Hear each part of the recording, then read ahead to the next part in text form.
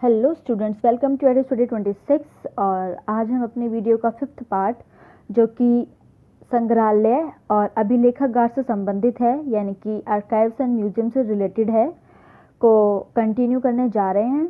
जैसे कि मैं आपको अपनी हाल ही में आई हुई वीडियोस में बता चुकी हूँ कि अभिलेखागार और संग्रहालय को पढ़ने का सबसे अच्छा तरीका क्वेश्चन वाइज होता है, क्योंकि हम उसके अंदर बहुत सारी चीज़ों को डिटेल में पढ़ सकते हैं। तो हम बढ़ते अपनी वीडियो की तरफ। हमारा क्वेश्चन है, आपके अनुसार अभिलेखागारों के वह कौन से आउटरीच कार्यक्रम हैं जो शिक्षा को बढ़ावा देते हैं। जो ये वाला क्वेश्चन है ये मोस्टली पूछा जाता है एग्जाम्स के अंदर।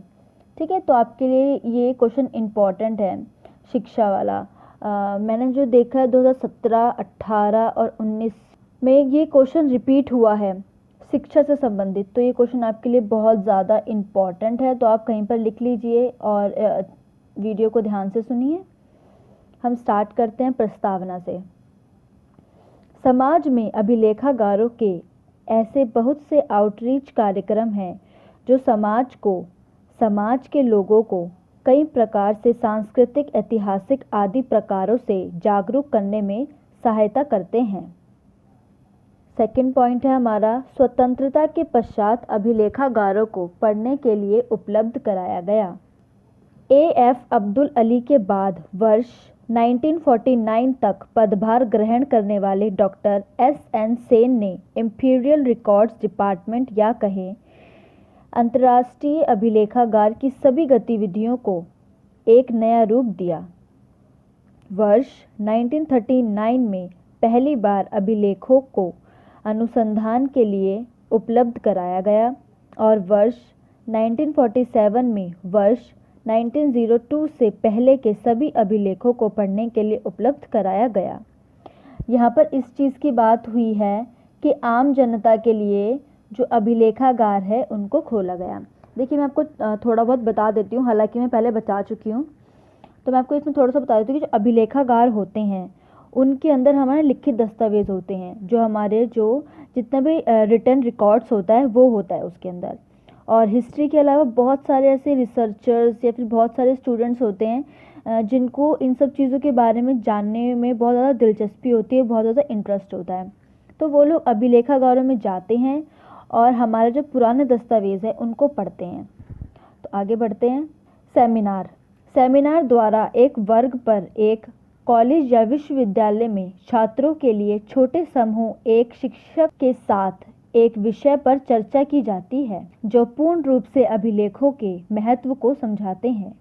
इन सेमिनारों के द्वारा बच्चों को इन बातों से अवगत कराया जाता है कि एक राष्ट्र के लिए उनका इतिहास किस प्रकार उनको आधार प्रदान करता है तथा इन सब में अभिलेखागार किस प्रकार अपना योगदान देते हैं।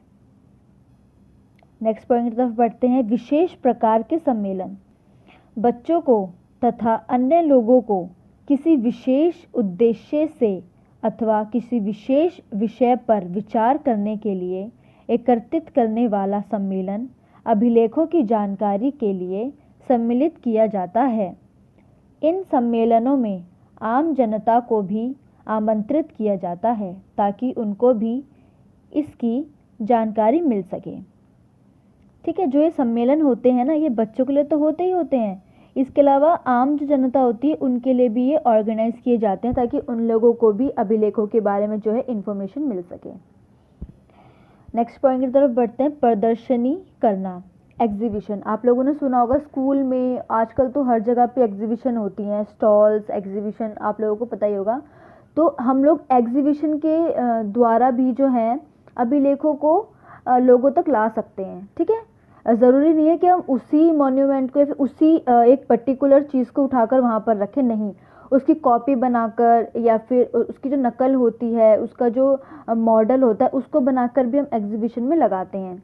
ठीक है, इसके अलावा जो हमारे आर्काइव्स होते हैं उसके अंदर भी समय समय पर, मैं आपको बता चुकी हूँ पहले भी, समय समय पर क्या होता है कि चीज़ें चेंज की जाती हैं। जैसे कि मान लीजिए 1857 का जो रिवॉल्ट हुआ था उसमें जो पत्र वगैरह थे, जो तस्वीरें थी या फिर जो लिखित चीज़ें थी, वो जल चुकी थी बहुत सारी। ठीक है, तो जो बचा कुचा सामान है उनको भी रखा जाता है, उनको भी आर्काइव्स में लगाया जाता है, ताकि उतनी जितनी चीज़ें हमारे पास हैं उतनी ही चीज़ों की जानकारी लोगों तक पहुंच सके।